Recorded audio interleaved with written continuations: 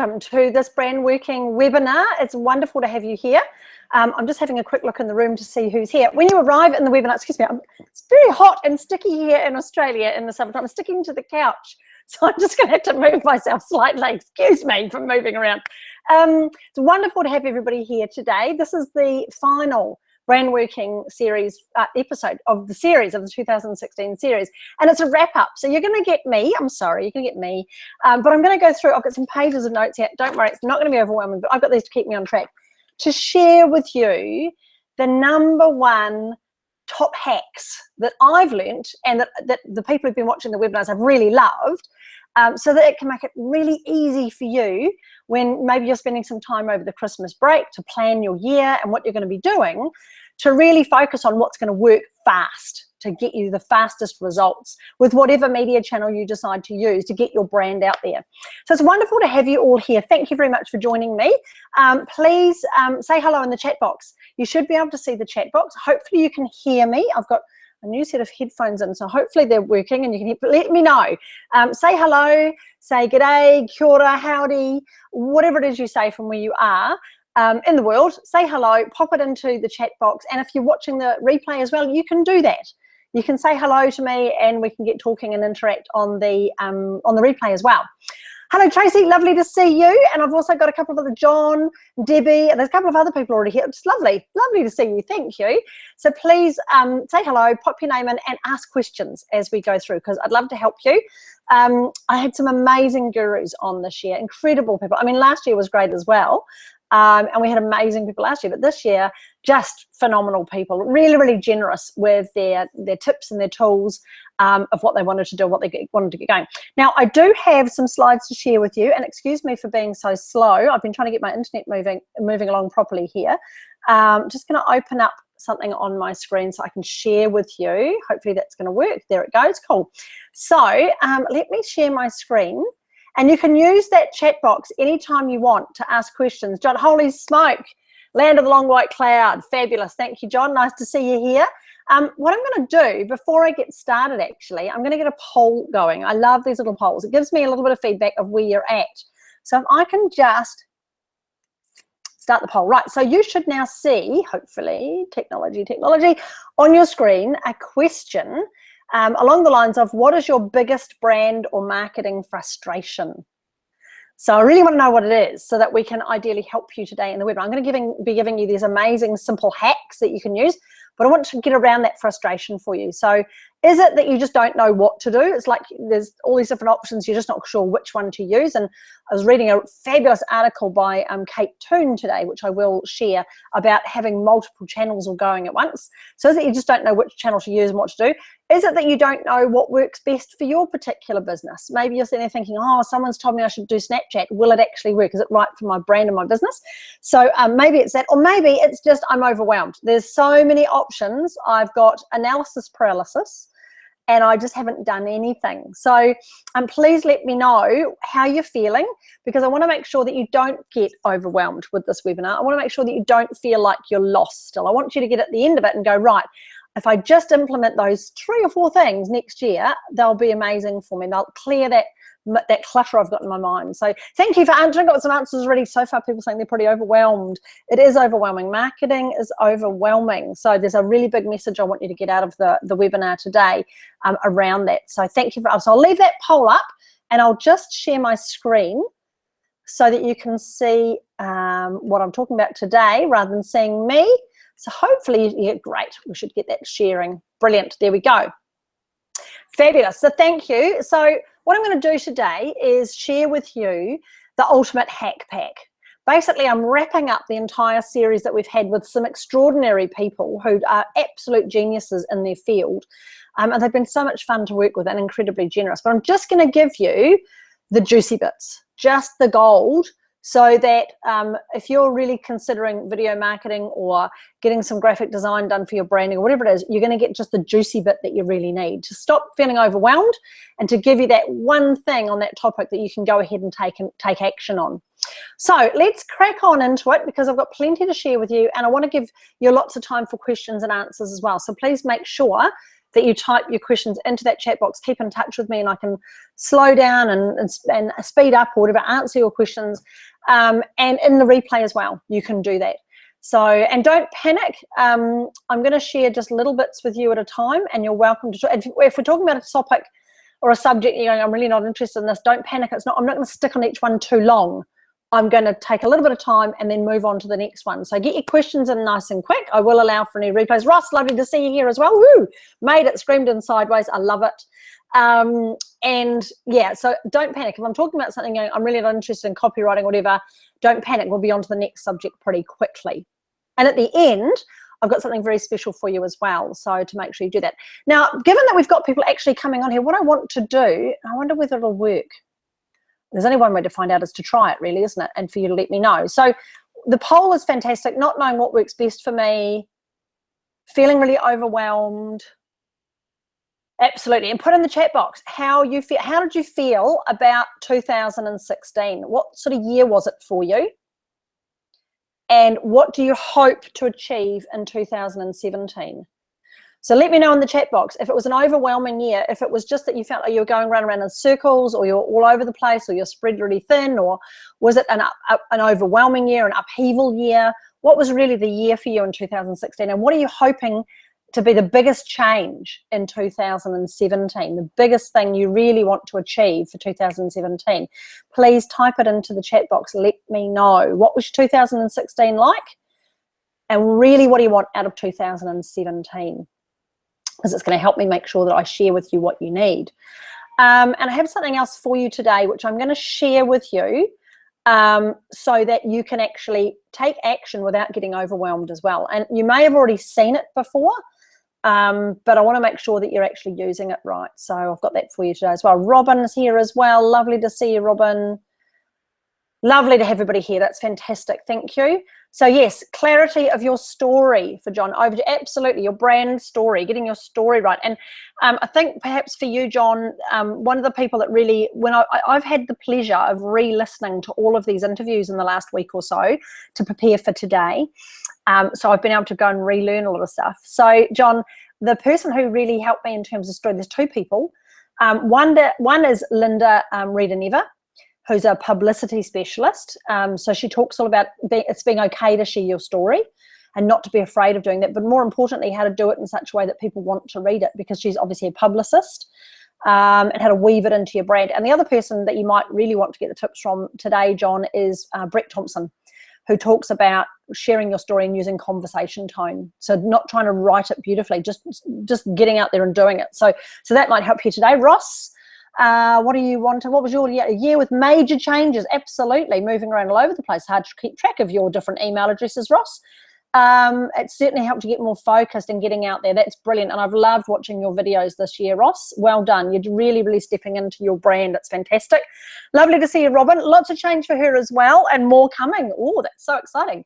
I'd like to be settled and productive in building. Absolutely. And it's interesting, Robin, in order to build something, and this is the builder told me this once, in order to build something, you have to, first of all, dig away and take away the bad foundations. And there's a lot of hard work, and it's messy, and it's tiring, and you don't feel like you're getting very far when you're doing renovations. When you're pulling out the foundations, there's nothing to show for all the effort. You're just digging out stuff that's there. The exciting part is that once you get your foundation set, once you get your brand set, when you start to build on it with your marketing, all of a sudden you see huge advances. It's just like renovating a house. All of a sudden it looks fantastic. So very cool. And Tracy's been changing her direction this year, and in 2017 to define that direction. So that's exciting, Tracy. That is really exciting. Lots of people tend to just sort of settle and stick inside their comfort zone. So you've stepped outside of that, and that's very impressive. So thank you, everybody, for sharing. And please, even if you're watching the replay, let me know. It's wonderful. So what I want to do is I want to share with you the first person I spoke to this year in the Brandworking series was the lovely Paul Holland. Of course, another Kiwi, so obviously we get on really well together, us blooming New Zealanders. We talked a lot about rugby this year. It's all right, I won't mention the cricket. So video marketing is Paul Holland's real key thing, and he's doing some extraordinary things. So he talked really a lot about what people are doing wrong with video marketing, because there's a lot of it. The technology is there for you today. You can pick up your phone and do a video live like that. You can record it. You can put it on YouTube, you can put it on Vimeo, you can put it on your Facebook page, and you can get out there with video. You can now add captions straight into Facebook, you know, all these beautiful things. So easy to do video. But his big thing was, we're not doing enough of it.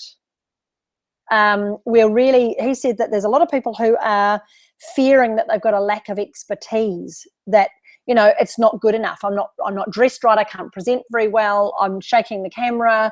I don't have the right equipment. I'm just not doing this right. So I'm just a bit scared, and I'm a bit afraid of not portraying my brand properly when I do it. So he said, don't let fear hold you back, and get a content planner to make sure that you do enough of it. Don't feel like it's a pressure all the time with video marketing. If you have a content planner and you schedule it, and think about your videoing more as a vlog, which is a video blog, a vlog. So maybe you might post a blog once a month. Just do one really good vlog a month, and do little ones around it. That's fine, quick ones on your phone when you think of something. But just have a content planner, schedule it, and really commit to it and say, right, once a month I'm going to do it, or once a week, however often you want to do it, once a fortnight. But keep consistent and do enough of it so that you've got really good, a vlog going out there, good quality in terms of the content. Don't panic so much about the technology. And get over yourself was his big message. Get over yourself. Video is the fastest way for people to know, like, and trust you, because they get to see you. It's like having your own TV station. They get to really connect with you. But just be consistent. Just get over yourself, make up a plan, be consistent, think of how you can manage it. Don't try and do it that it's a burden for you. And just think about the difference in the channels. So you might want to use Facebook Live or Snapchat for that really raw, like, for example, Ross, instead of having to set it up with a beautiful background and everything, you just have an idea. All of us have these amazing spirit of the, oh, that's such a good idea. I've been to a networking event and I've learned something, I should share that. So you jump onto Facebook Live, you jump on Snapchat and share raw, real stuff.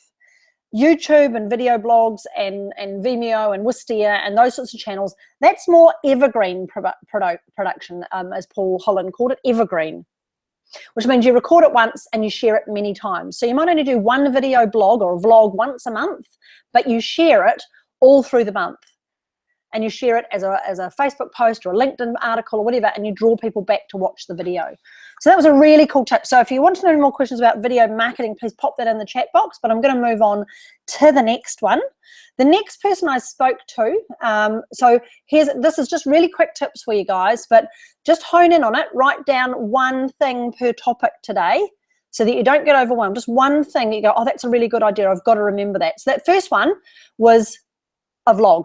Just once a month, do a vlog, do a video blog, and repurpose it all throughout the month. So don't feel like you have to constantly be on the camera. You can with raw stuff you come up with very quickly on Facebook Live, but just don't pressure yourself. Just make sure you do one video blog a month and make it consistent. So the next up was Lynn Stockdale, amazing Lynn from Sydney. I love this woman to pieces. And I'm very low maintenance, so I don't think much about what I wear. I throw it on, lucky if I dress myself properly in the morning. So it was wonderful to have Lynn talking to us about your personal brand image and what you wear to set off your brand. And it's funny, actually, I really struggle to connect with this because it's just not my thing, but I find Lynn so interesting. Every single time I've interviewed her, and I've done it a couple of times now, because I did it with Brand Slam as well. She is so cool. If you ever want to talk to somebody about your brand image, go and talk to Lynn. She's just amazing. And she is in the UBPers closed group. So if you're a member of the UBPers, you can get in there and talk to her. So one of the big things I picked up from Lynn that she told us about was what you wear sets your mood. And I want you to test this. And you can test it if you work from home or if you work from a small office. I don't know if you could test it if you work in an executive office. I'm like, oh, you could try it. Why not? Who gives a hell? The test she suggested was, get up one morning and just throw on your baggy old tracky pants, your tracky dacks, your slippers, your whatever, your scruffy old t-shirt, and just be aware of your mood throughout the day and your productivity and what you get done, how you feel about yourself, about your business, about the world in general. And then the next day, get up with purpose and put on an outfit that you really feel great in, that you think really sets the tone for your brand, and be in that outfit for the day, and then think about your mood and your productivity and what you get done and how you approach things. And I tell you what, I actually tested this out once because I work from a home office and it's very easy, especially in the summer. I could sit around in a blooming pair of swimmers and a lava. If you come from Fiji or New Zealand, you'll know what a lava is. A wrap. And because it's so warm and so hot and we go swimming at lunchtime, we could just sit around in that sort of clothes because I'm working online. But it's how it makes you feel. So really think about that. Perhaps in the new year, it's an ideal opportunity to go through your wardrobe, toss out anything you don't feel comfortable in, anything that decreases your self-belief. Turn your coat hangers around is another good tip she gives people. So for the new year, turn all your coat hangers so that they're facing into the wardrobe.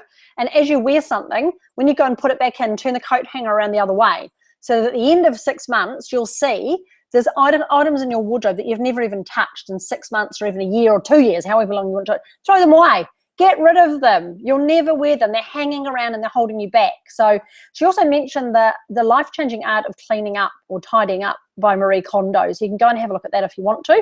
And I love what she had to say about the fact that women seem to be more connected to what we wear. We spend hours and hours and hours shopping for things that we might never wear, whereas men wear the same thing in and out every day until it blooming falls off.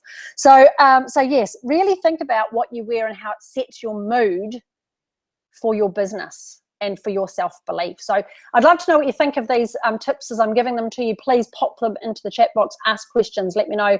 Have you done any of these things maybe during the year? If you've been watching the Brandworking webinar series, have you done any of these things that I'm suggesting? Would be really cool to know. So next up, and I'm just checking that we have, yep, we've got lots of people on here, which is great, cool, fantastic. Next up is the lovely Kate Toon. Now, Kate, I was talking to just today online, and she is a creative copywriter, and she talks about creating engaging content. We talked all about content being king with SEO, search engine stuff, people finding you online, people following you. It's all about creating really engaging content. It's all about engagement with people. So her biggest thing, her concern was that she thought most people didn't think about was that you fall into the comparison trap. You start to compare yourself to others. And she said not to worry about that, just to choose your brand voice, to be yourself and to speak and write as you. Don't try to think that when you put pen to paper and you write a blog or a bit of marketing or whatever, or your brand story, John, or whatever it is you're trying to write, or a presentation or a speaking engagement, you're going to write a speech or whatever else, don't try and write as somebody else. Just write as you. Use your own brand voice. Don't compare yourself to others. And one of the big tips she gave us, what you might want to think about for 2017, stop consuming and start producing. So stop looking at what everybody else is doing and start producing your own. And engage by giving really valuable content. Talk about the mistakes that you've made and how to avoid them. Talk about what not to do. Transformational stories. She talked about the fabulous value of transformation and stories. And really, the human brain loves a story. So what's your story that you can share? What's your #1 story that you could share before Christmas even? We've only got a week to go. What's the big story that you could talk to the big market about, the big wide world about a big mistake that you made this year? Or a transformation that's taken place. I know, Tracy, you were talking about the change in direction. That would be a cool story to write. What has a change in direction meant for you? You know, what happens to people when they do that? Robin, you know, more upheaval and looking forward to being settled. That's a fabulous story, talking about how the year's been full of upheaval and how the expectation is that next year's going to be more settled and perhaps what you could do to achieve that. So tell your stories, Ross. Did reduce consuming and did more producing. You absolutely did, Ross. It was fabulous to see your content. I loved it. So what else did she say? She said, think about adjectives as well in your headlines. Add a crazy adjective.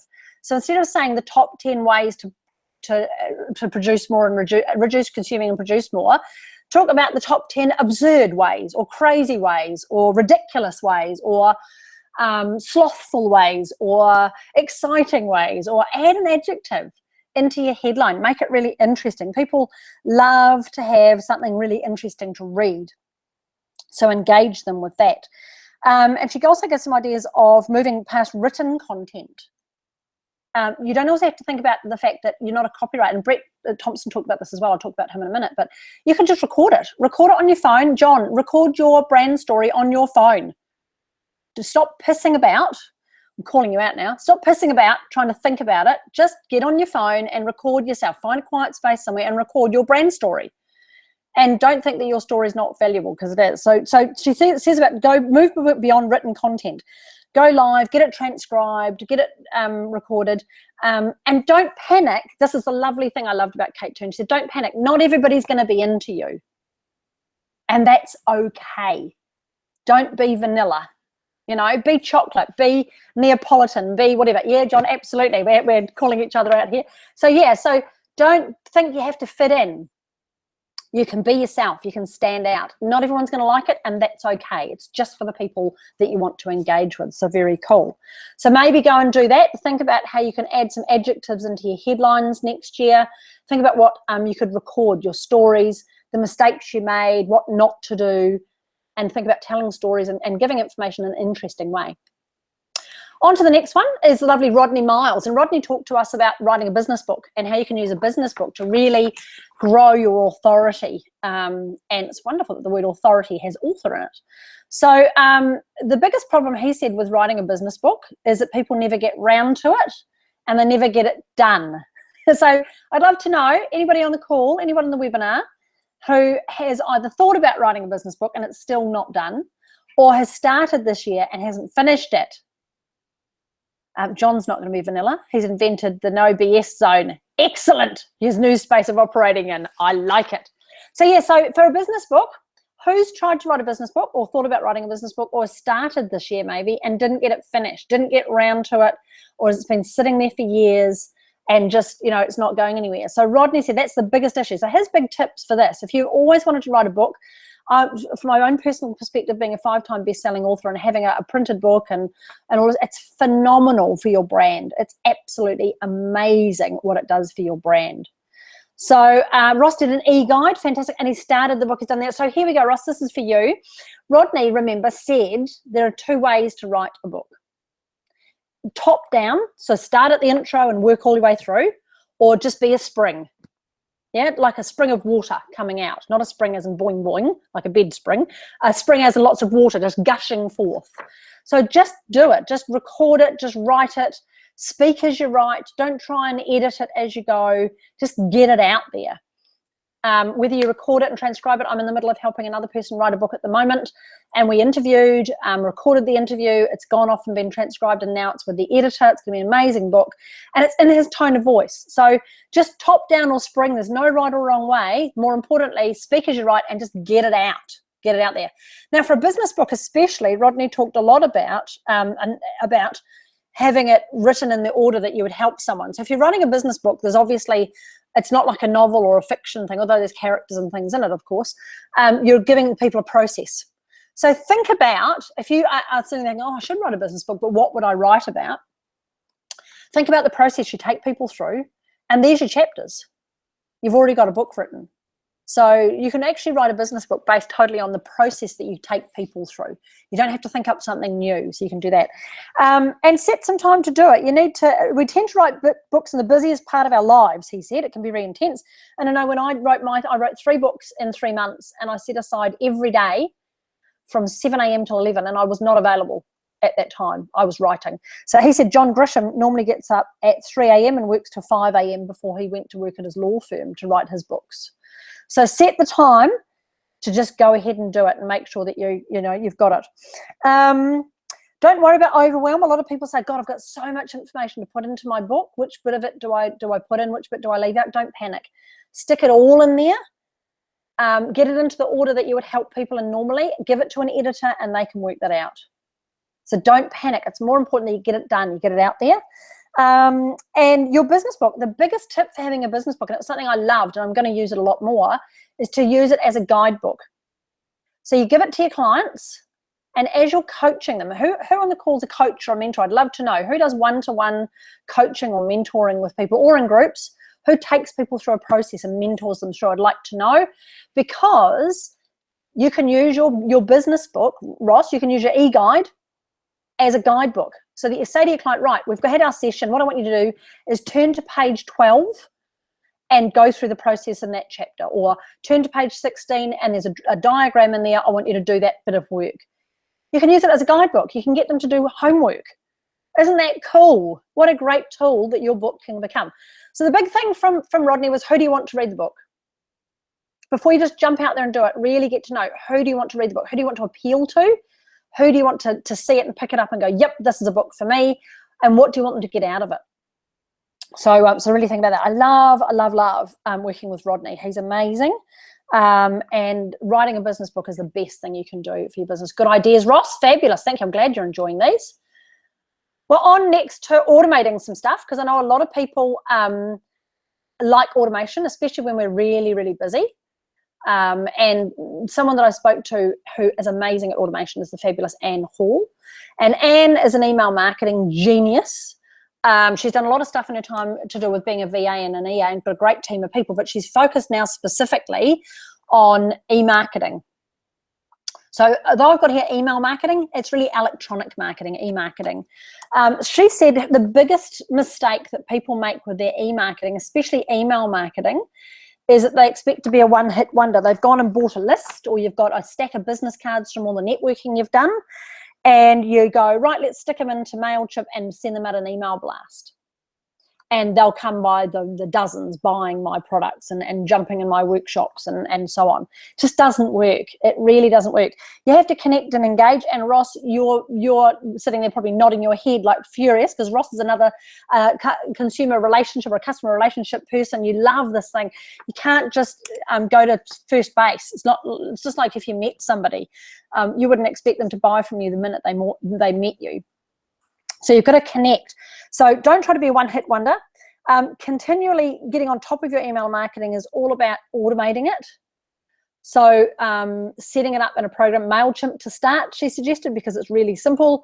I know, Ross, you use a couple of others. Can you please type into the chat box what that's called again, because it's escaped me, and that's very annoying. My brain's overloaded at the moment. I use ActiveCampaign. There's all sorts of great ones out there, but you can move to other platforms as your list grows. Don't try to run before you can walk. Just be really simple to start with. Build your list. Ask for permission for people. So once you've met them, send them an email. So it was lovely to meet you. Would you mind if I sent you some stuff? Here's the first one. If you want to opt in, they can go and opt into it. She talked about sharing. What do you share on your emails? Go and look at your frequently asked questions.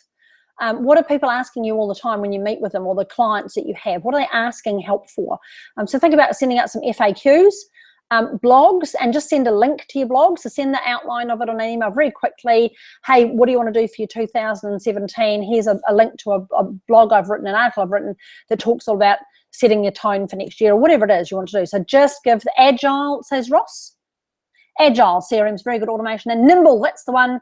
Group personalization, absolutely. So agile and nimble. If you're looking at the chat, you can go and perhaps type those into Google at some stage if you're looking at different programs for managing your relationship with your database. So send out links to your blogs, top tips, offers, those stories that we were talking about writing. The thing is, the big tip that Anne gave us, which is lovely, was engagement. Engagement's the big thing. Now, Google and Gmail, if you've got a Gmail account, you know you've got all the different boxes, and I think it's probably the same in Outlook. You can set up lots of different folders for all your different emails. So and Gmail, it's promotions, primary, social, forums, and I think there's one other. And you decide which email goes into each one, yeah? Now, Google or Gmail will do that for you based on your open rate. Did you know that? So what Anne was saying was, the first email you send to somebody, the very first email you send out to someone that you're adding to your list, just ask them a simple question. Get them to open the email, ask them a simple question so that they respond to you. Because guess what that does? That tells Gmail that that particular email that you're sending and coming from, that person, is engaged. And it puts it higher up the rankings. It puts it higher up into the primary box, not only in your Gmail, but in theirs. So that next time you send them another email, guess where your email is going to go? Into their primary email box, the one they look at the most. It's not going to disappear into one of the others that they've got. So that was a massive tip for me. I thought that was really huge, and I've used that a lot now, is the first email that goes out, what's a simple question you can ask them? Maybe it's, hey, here's that thing you asked me for. Can you just email me back and let me know you've got it? We were talking about such and such. Just, can you let me know what you meant? What was that link you talked about, or whatever? Ask them a question so that they have to respond to you, and their Gmail account will then say, this email, your email address that you're sending from, is important, and it'll put it in the right box. So how cool is that? And the other big tip, of course, the massive tip, which I noticed Brett Thompson broke the other day, which was hilarious. He said he was going to do it actually when he did it, was only have one call to action in your email. Don't try to sell a million different steak knives in your email. Just one call to action. And I've been guilty of this before. I've had so much going on. I've gone, oh, I can't be bothered sending separate emails. I'm just going to send out a newsletter and say, look, there's this that's happening and this and this and this. And you can go to all these different places. It just doesn't work. It's just overwhelming. That was that word we used when we started today. So just one call to action in your emails. Very cool. Are people learning stuff? I know Ross is coming back with, so please let me know. Am I boring you to tears? Am I going too fast? This is too much information. Please let me know. Are you getting some good tips out of this? Are you getting some little hacks that you can instantly action? What hacks are you loving so far? What have you written down that you love, love, love? And you go, right, I'm just going to do that. Ross, by the way, here's an exciting email video interaction. Ooh, bomb. Thank you, Ross. I will have a look at that after the webinar, and I will, I'll send you an email about that. That's very exciting. Very cool. So thank you, Anne, for those tips. That was fabulous. The next on our brand working series was the fabulous Tracy Sheen, and I'm working with Tracy, getting my podcasting going. I was so impressed with Tracy. I'm working with Anne as well, working with most of these people as well. So, but Tracy was really, really fun, and she's not been very well actually. So it's been sad to see her really struggle, but she's doing better now, I believe. So Tracy talked about podcasting, and podcasting is really interesting because it's one of the fastest growing methods to engage with people right at the moment. And what she talked about with podcasting was that because we're SMEs, because we're small to medium-sized businesses, we can be really flexible and we can react really fast to things. So you can see something in the news or be in a networking event and go, oh my God, that's a great idea, or go for your morning walk or whatever and go, oh my God, that's brilliant. And you can record it on your phone and get it out there. You can react really quickly compared to big businesses and big brands that take a long time to work up a whole campaign around something. So you can be really quick and really flexible stuff, and what her big message was, it's never too small. You might feel like you're sharing something on a podcast and recording something and thinking, oh, this is piddly shit. You know, this doesn't mean anything. Whereas in reality, it can be something, if it's been a breakthrough for you, chances are it'll be a breakthrough for somebody else. So use podcasting to develop rapport and build your profile. People like to hear your voice. They like to hear your character. Share immediate reactions and stuff that just pops into your head. Allow them to get to know you and your authority, your sense of humor, what you love, all that sort of stuff. Now, the nicest thing I got out of Tracy's one, this lovely word, which I've used quite a lot, communication. Isn't that lovely? Communication. So Tracy talked about people listening to podcasts while they're commuting. So, you know, being an hour long or half an hour long is perfect because people are in the car or on the train or on the bus, on the subway for a certain amount of time. And she just talked about how you can communicate with people while they're commuting. And people are sick of listening to the radio and all that. They use it like a mobile university when they're in the bus or in the car or whatever. So communication, think about what cool stuff you could share with people when they're commuting, or when they're riding their bike or going for a walk or whatever, so that they can just listen to you, have it playing along, and they might listen to it 2 or 3 times to pick up on your message, but they're listening to you. One of the big tips was to stay on message, one topic per podcast. Are you getting a similar theme here? Similar to one call to action in your email from Anne, one topic per podcast. Don't try to confuse people and talk about a million things. Just one topic per podcast. If you're really stuck and you're really going, oh, I don't know what to do, what to share, invite guests on, like I do with my Brandworking series. Invite guests, interview people. Who do you, and even your clients. You can interview clients with case studies. Interview fun people. Interview experts. Interview people that are in your industry. Really, talk to different people and get them on your blog as well, on your podcast, sorry. And you can blog your podcast. So you can record a podcast and get it transcribed and turn it into a written blog. And you can podcast your blog. So if you fancy writing something and you've written a blog, just go and record it. Just sit with it in front of you and find a quiet spot, put your headphones in and record it to your computer, reading through your article that you've written, and post it as a podcast. So you can blog post your podcast, or you can podcast your blogs. That sounds really confusing, but you can do it both ways. So isn't that fabulous? And iTunes is the Facebook of podcasting. So make sure you've got an iTunes if you're going to do podcasting, have an iTunes channel. And that's what I'm setting up at the moment with Tracy as my iTunes channel, and really just get it going. And it's really interesting. What else did you? I've got lots of notes here. Share reactions, experience, use your own words, allow them to get to know you, and hang in there. It really isn't a quick fix. You might feel like you are talking away and there's no one listening. Don't panic. I mean, at the start when Tracy started hers, she just heard her mum saying, wow, that's lovely, darling, you're doing really well. She didn't know what she was talking about, but it was like whatever. She had her fan base of one, good old mum. So she said, hang in there. It's not a quick fix, but keep generating great content and clients will eventually find you. And the podcast she talked about, which is hilarious if you haven't been to it before, is My Dad Wrote a Porno, which I've actually listened to a couple of times. It's side-splittingly funny most of the time. But there's lots of cool podcasts out there. So awesome. Ross is saying, I've got posts to podcast. Absolutely. Loads of posts, Ross. So find a quiet space, get a good headset on, a microphone, whatever. Make it really quiet, speak well into the computer, but record them and post them. Loads of content, Ross. Just repurpose it. It's fantastic. So next, and I'm zooming through these, so I hope I'm not going too fast. Please let me know if I've covered something and you go, hang on a minute, that was too fast. Please ask me to repeat myself if you need to. Send me a message, pop it into the chat box.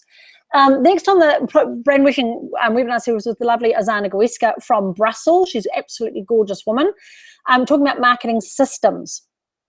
And she said the number one thing that she found, and the number one lesson, and the thing people were doing wrong with their marketing and getting their business out there was not asking for help.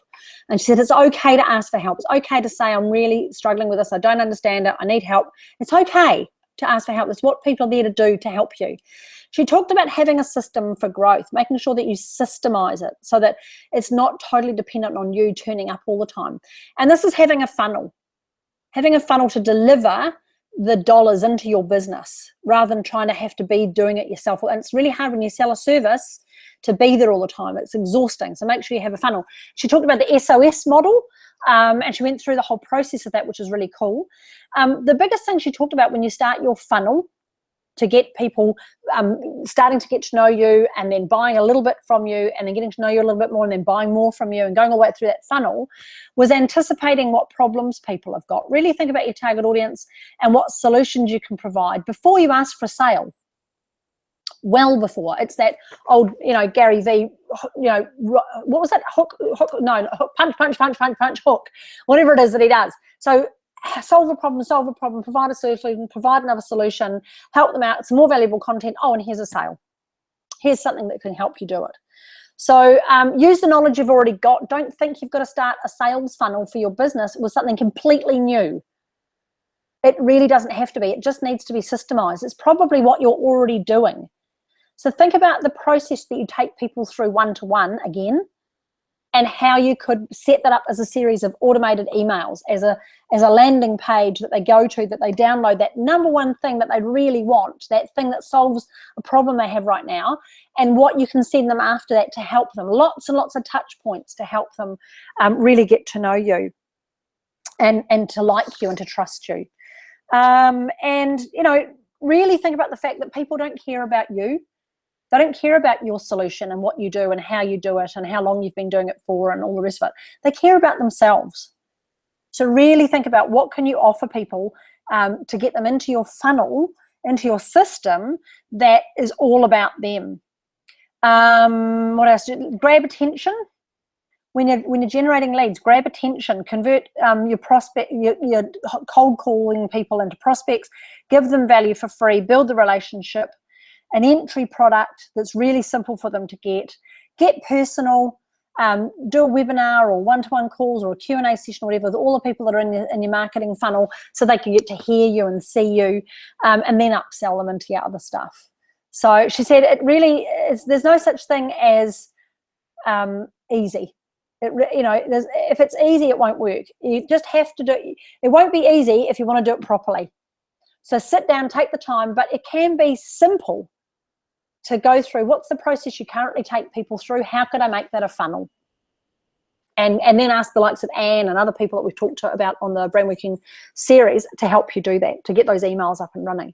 So that was fantastic to talk to Zana. I absolutely loved everything she had to say about systemizing it. It really helped me with getting my funnel really going as well.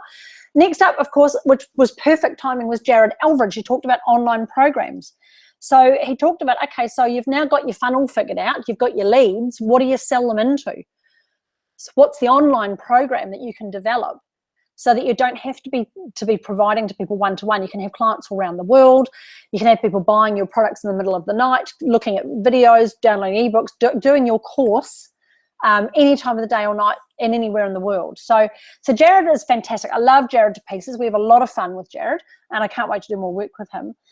His thing, he said, was the biggest problem to develop an online program is that it takes too long to go live. I'm just going to say that again because it's really, really vital. If you've been thinking about setting up an online program and you're going, oh, it sounds like a lot of work, I've got to do all the stuff, I've got to record videos, I've got to get guidebooks, I've got to get an online platform, I've got to get a members area, all this sort of stuff. What it says is you just need a minimal viable product, an MVP, and do version 1.0.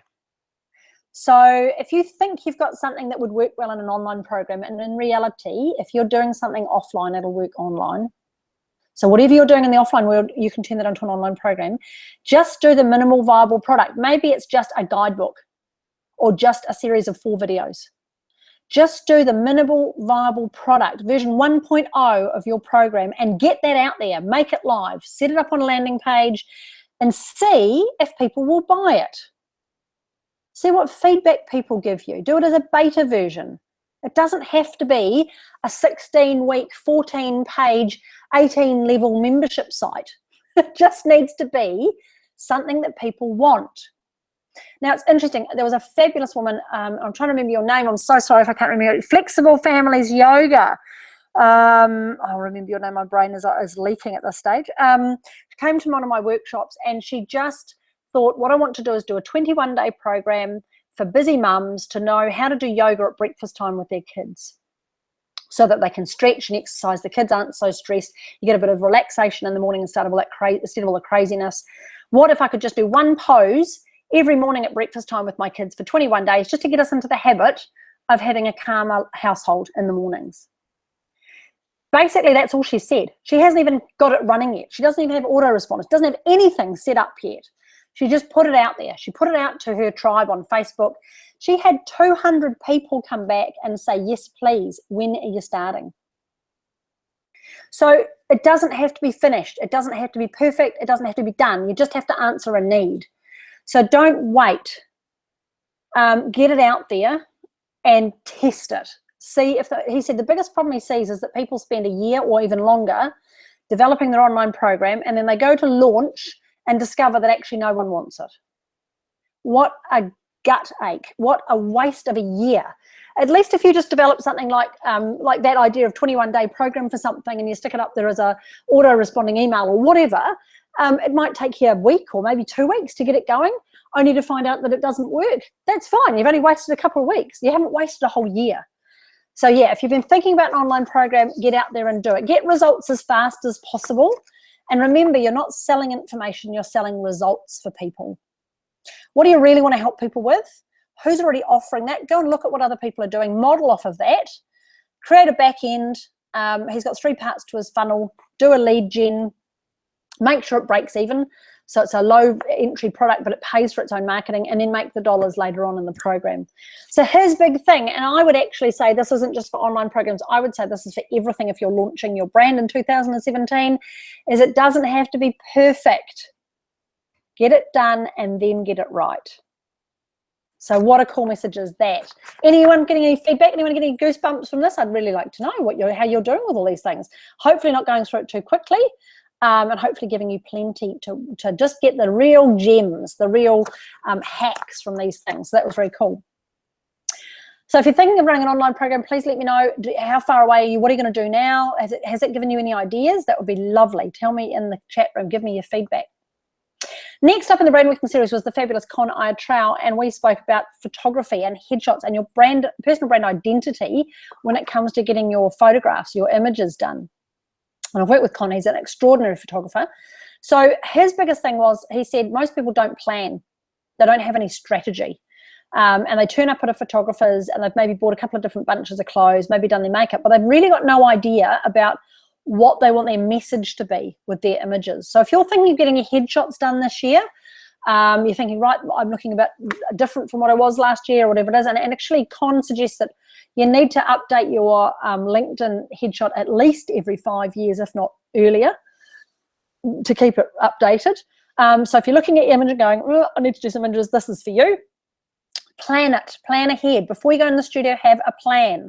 Most people don't like the way that they look, so don't panic about it. The photographer's there to make you look good, but the photographer can't tell you how you should be portrayed in the marketplace. You're the one who says that. So make sure that you have a plan before you go. What do you want your brand image to say about you? What messages and signals do you want it to give out to people? What sort of people do you want to attract to your brand? You know, what sort of use are you going to have for your photos? Are they going to just go on LinkedIn, or are they going to go on a speaker profile, or are they going to go on a book? Really think about where you might use those images, and really think about the plan. Before you go in the studio, what do you want to get out of it? Ross is saying here, gave me an idea for a program, get it out there, how to build repeat customers. Absolutely, Ross, your process. Make your process your online program. Just go and do it. And to start off with, Ross, what's the biggest pain in building repeat customers? What's the biggest? People hate follow-up. We know the fortunes in the follow-up, Ross, but they hate it. So maybe it's a simple video or a one-page cheat sheet to make follow-up easy. And you could make that the start of your funnel and that then leads into your program. So yeah, go and see if that works. Get it out there, build a landing page, test it out, and great. If you get people going, shit, this is brilliant, I want more of this, you know you've got a program. Then build your program. So very cool. So back to Con, he said if they don't plan it, he doesn't shoot it.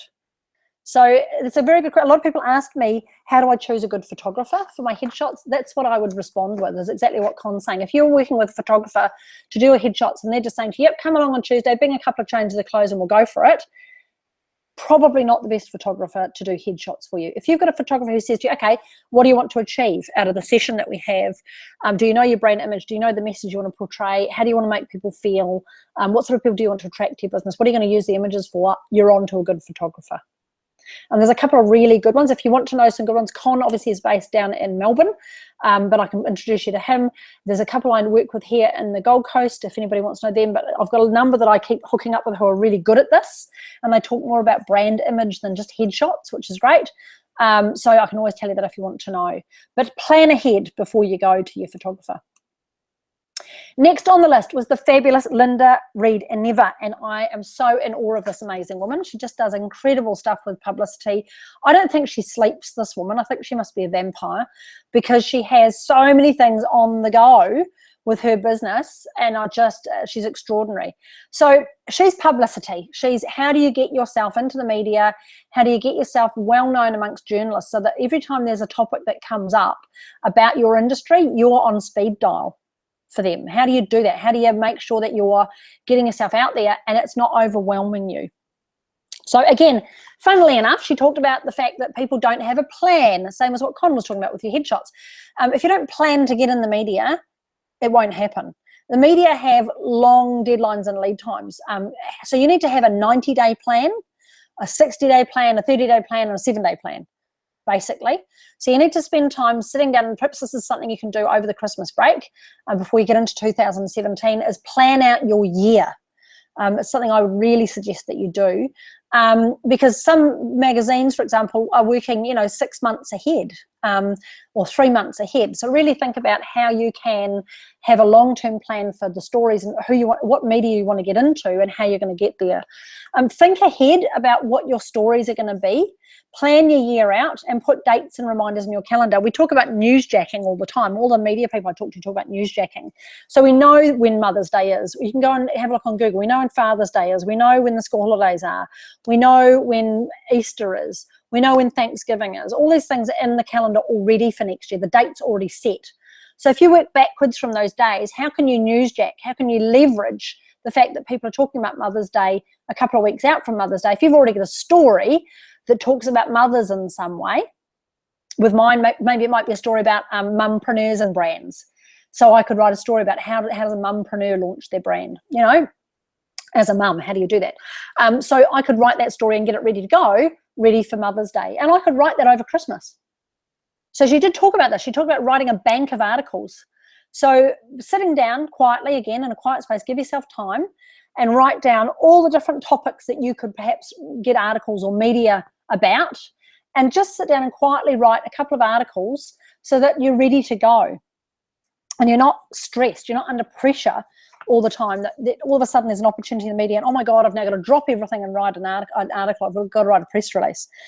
So really think about that, and making sure that your story educates, giving advice, giving information that helps build your credibility. So not stories that sell, not just stories about your workshop that's coming up or your program or your business or whatever else. Yes, you can tell your business story, your story about how your journey and those sorts of things. They're great, but what stories can you write that build your credibility because you're giving away really, really good information for people?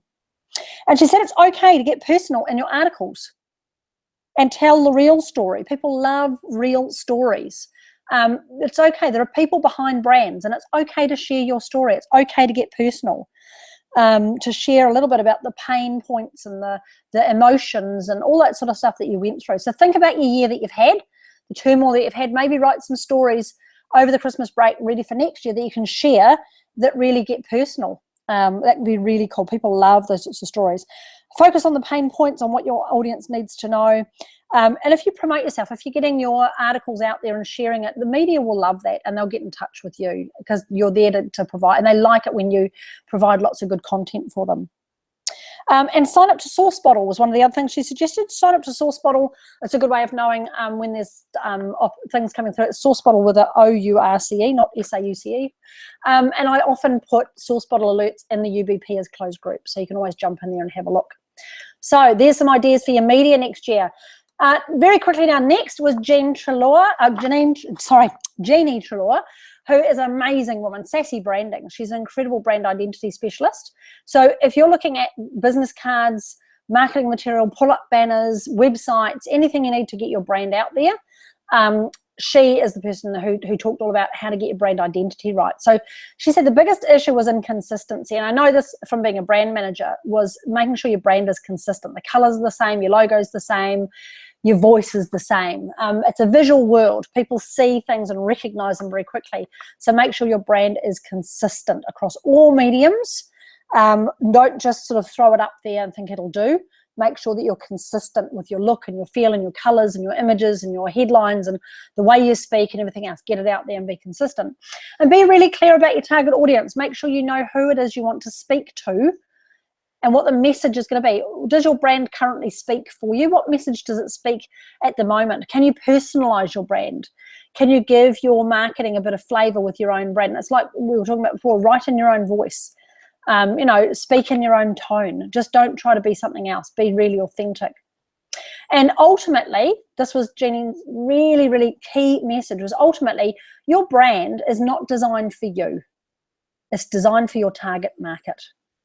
So don't get too wrapped up in the fact that, oh, I don't like red, or I don't like green, or whatever. I really don't like flowers, or I don't like jaggedy lines, or whatever when you're developing your brand identity. It's all about your target audience. How are you going to naturally attract them, and how's your brand going to share its message and speak for you? So really think about that when it comes to brand identity. And we do a lot of stuff with colors as well, so you can learn more from Jean as well. Now, the next fabulous person on the Brandworking webinars was the lovely Jeanette Culprit, who I'd been waiting to interview for a long time. We were both so busy, it was hard to tag each other down. And she stepped in and jumped into a spot that was available, which is really cool. So she's the networking queen. I'd love to know if you do networking. Please let me know in the chat box. Do you do networking? Do you go out there and network? What do you think about it? Do you do it well? Could you improve? What do you like about it? What do you hate about it? What's going on with networking for you? So here's some tips for you with networking for 2017, and you might even be going to a couple of events for Christmas before the end of the year. So here's some ideas for you. She said the biggest thing people do wrong with networking is having the wrong attitude. So going out there with the idea that they're going to pick up a sale, going totally networking with the idea that it's just there for you to meet a client.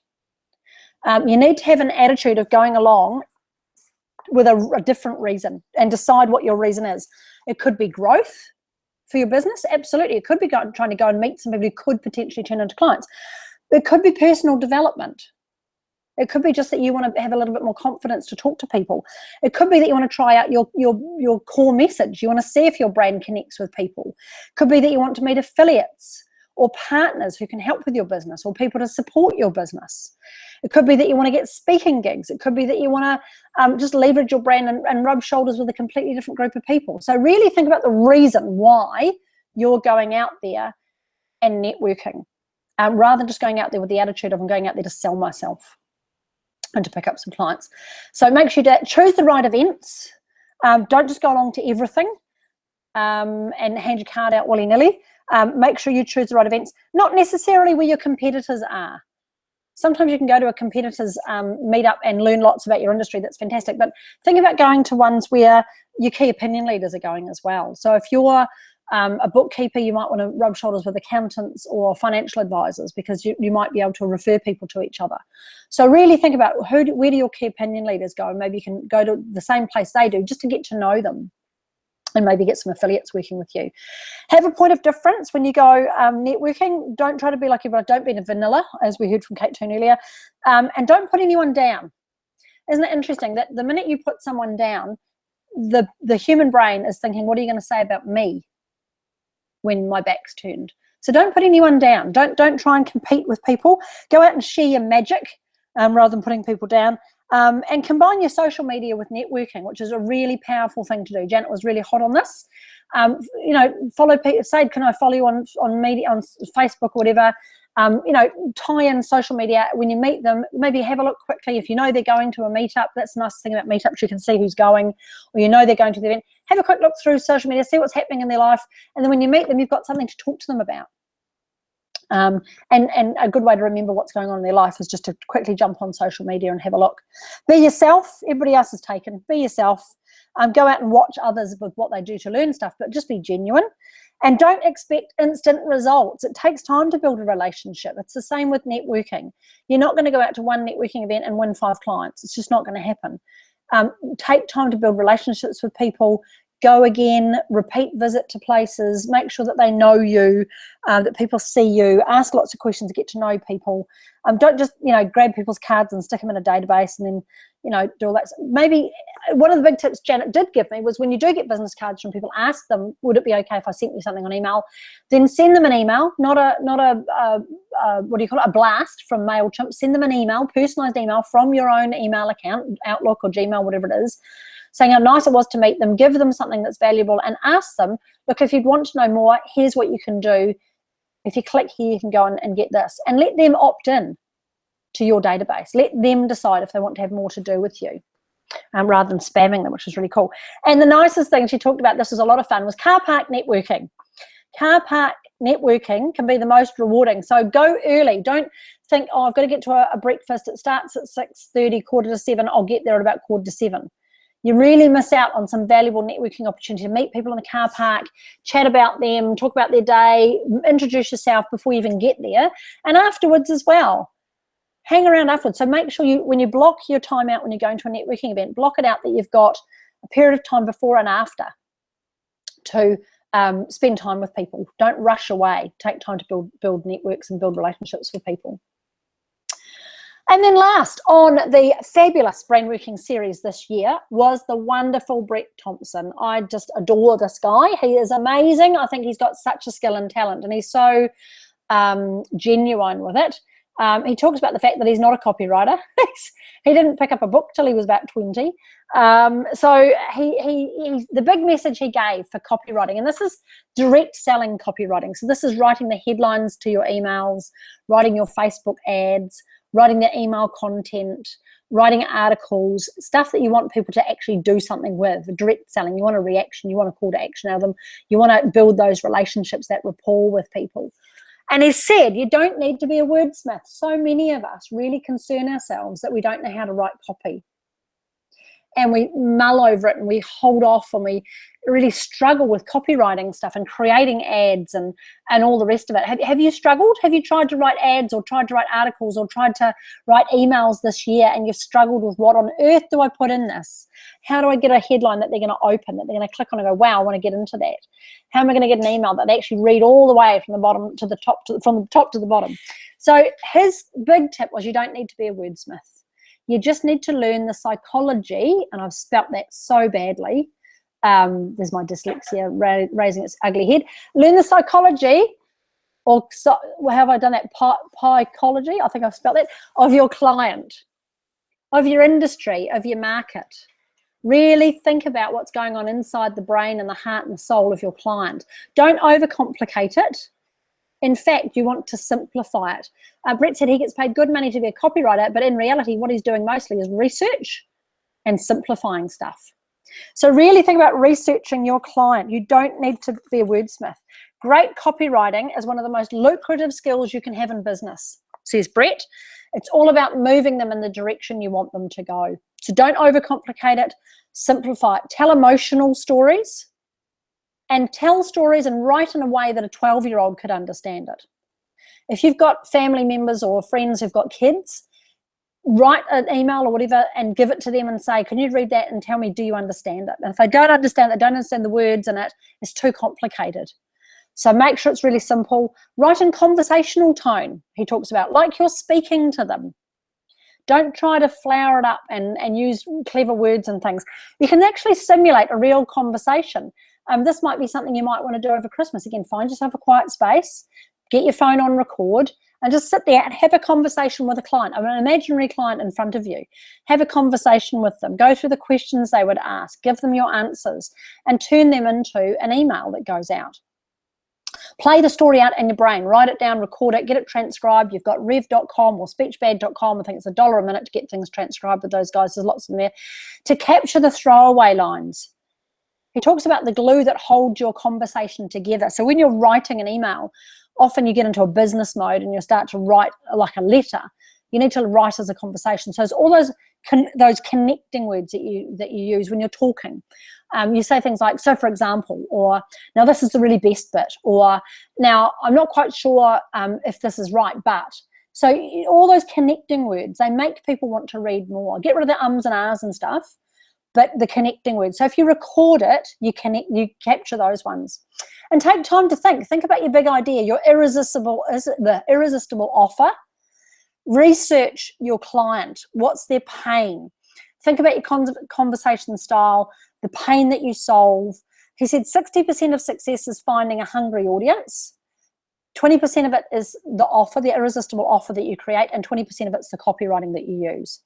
So copywriting is only 20%. 60% is research. So all you're trying to do with your copy and your emails and so on, like I said, is moving them in the direction you want to go. All you want to do is activate an existing desire. He said the biggest way to lose money, the fastest way to lose money, is trying to create a desire that isn't already there. So if you are sending out emails or doing podcasts or blogging or any of these things we've talked about today, and you're getting crickets, you're getting nothing coming back to you, zero engagement, zip, nada, empty room, it's probably because you're focusing on a pain that isn't actually a pain.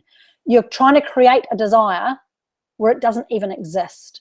And I know we talked about this a lot, John, with people who don't know that they've got problems with their business, that they can't identify it. So stop talking about problems with business. Start talking about problems with their life. The fact that they're going to have a divorce any minute because they're not home. Their wife is sick and tired of the fact that even over Christmas, they're only going to get 1.5 days off. Why do they have to go into work on Boxing Day? You know, why do you have to keep checking your emails at Christmas lunch? Why can't you just relax? It's an ideal time, John, to be talking about what's going on in the life of a stressed out business person over Christmas. Talk about the pain that's already there. Talk about the desire that's already there, that they wake up with in the morning, and all you're doing is showing them how to get it. So activate existing desires. And he talked about describing the problem better than they can. So describe their problem better than they can. If you can do that, if you can describe your client's problem better than they can, they're already going to assume that you have a solution for them. Oh, Tracy, thank you. You're welcome, Tracy. Thank you for what? You're very welcome. Whatever it was, let me know what it was. So yes, so describe the problem better than they can, and they'll assume you have the solution. And describe a typical day in the life of your client. If you're really struggling, John's having the Christmas shits. Tracy, have to run? Absolutely, Tracy. Watch the replay. There's plenty on there for you. So yes, make sure that you are really focusing on the desire. that's already there. Don't try to create something out of nothing.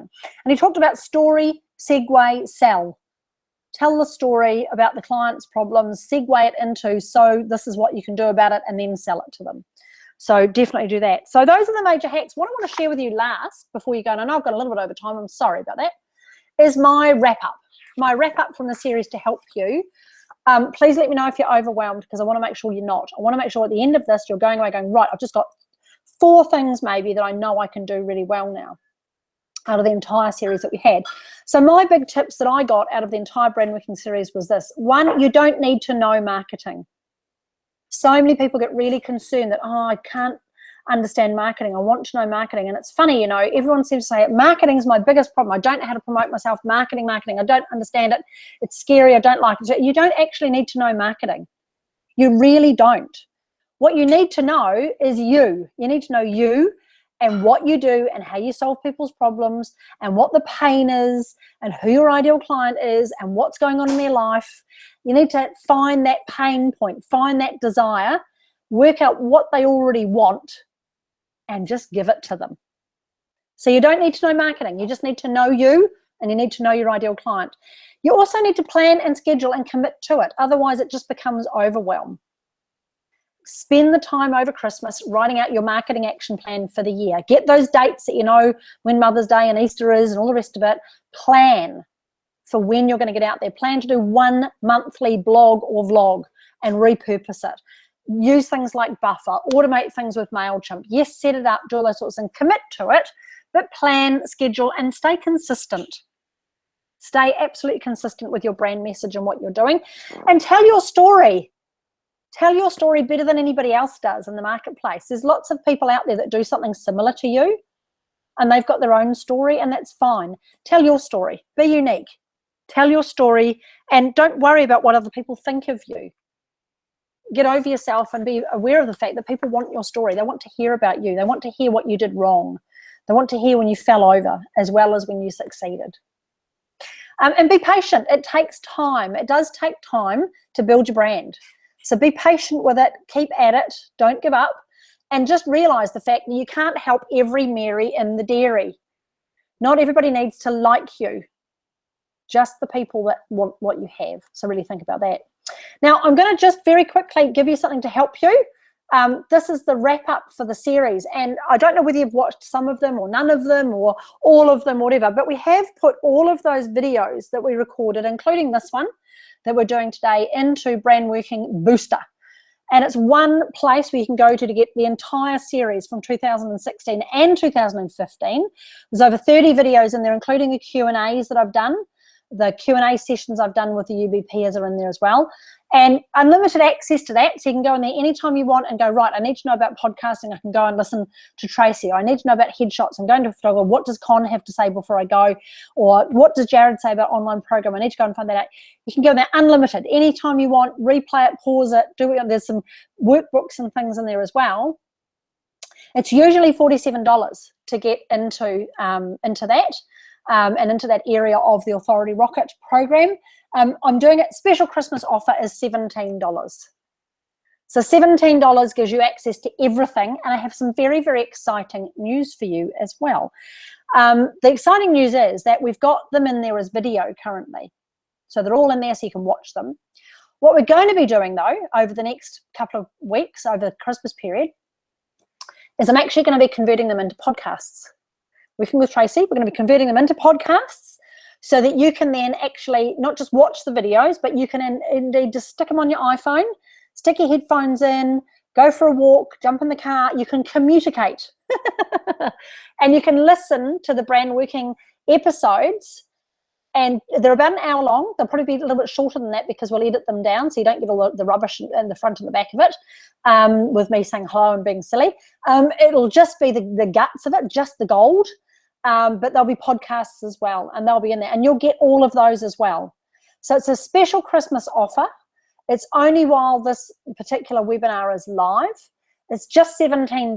If you haven't already got Brandworking Booster, please jump in there and get it. $17 to get unlimited access, and it'll include next year's as well. We're going to keep adding to it each year, as each year goes past.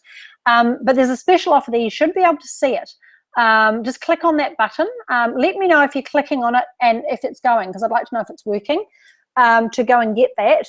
And grab hold of Brandworking Booster, just to make it so easy for you to have like a pocket full of gurus and experts there to give you the exact advice that you need when you need it. So that next time you're going to record a video, you go, right, let's just quickly listen to what Paul has to say first before I do that. Or next time I'm going to do Facebook marketing, Joe Barnes is in there talking about Facebook marketing and how to get traffic going to your website. Ross, you're in there interviewing you about how to develop loyal relationships with your clients. There's so many people in that entire series that you can go in and go, right, what do I need right now?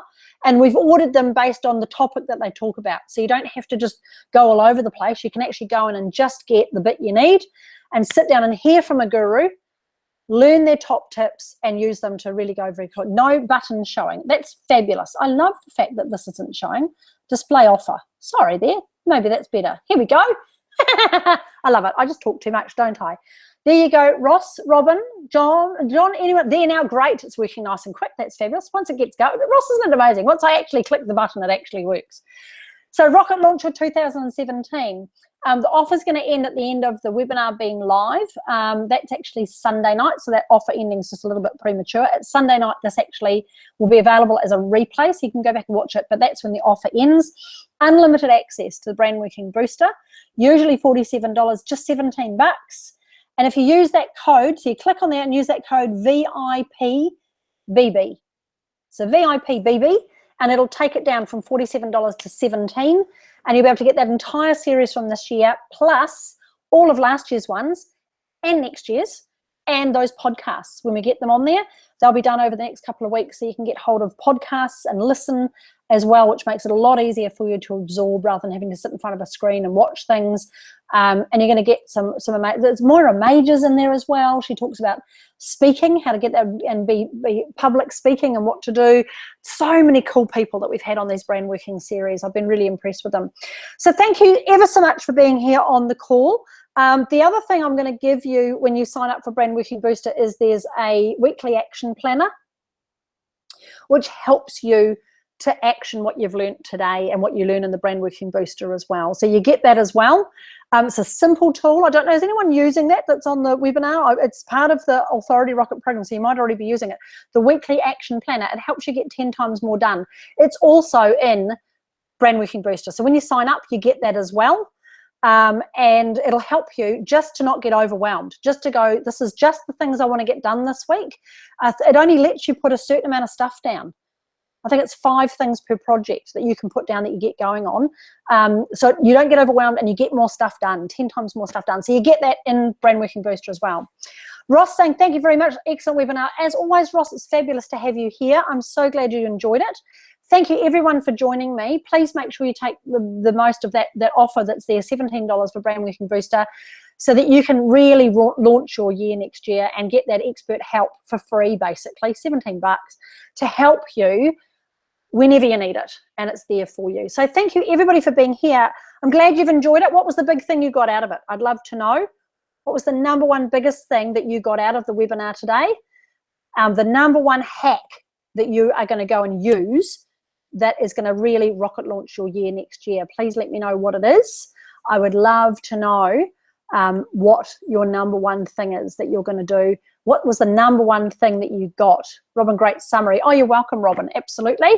What was the number one thing you got, Robin? The number one hack that you're going, yep, that really hit home, mate, gave me goosebumps. Stay the course and just do it, from John. Absolutely, John. Just do it. Don't panic. Get over myself, Ross. Absolutely. You guys are amazing. You have just the most amazing skills and talents, all of these natural abilities. Just the world needs it. You need to get it out there and find the right way to do it and get over yourself and do it. That's fantastic. Great stuff. Well, thank you so much for being here, everybody. It's wonderful to have you on here and on the replay. And if you've got any questions, please just send them to me on that replay as well. Jump into Brandworking Booster, grab hold of that offer before it expires, and I'll see you in there as well, because there's lots of fabulous videos I've got in there of myself as well, helping as well. Robin, the reminder of the MVP. Absolutely, Robin. It doesn't have to be perfect. It just has to be out there. has to be done. So well done, guys. Thank you very much for being part of the Brandworking webinar series. It's been wonderful to have you here. Have a fantastic Christmas and enjoy your break if you're having a break, even if you're only just taking a couple of days off, because you all deserve to be well known, well paid and wanted, and it's been absolutely fabulous working with you. Thank you so much, everybody.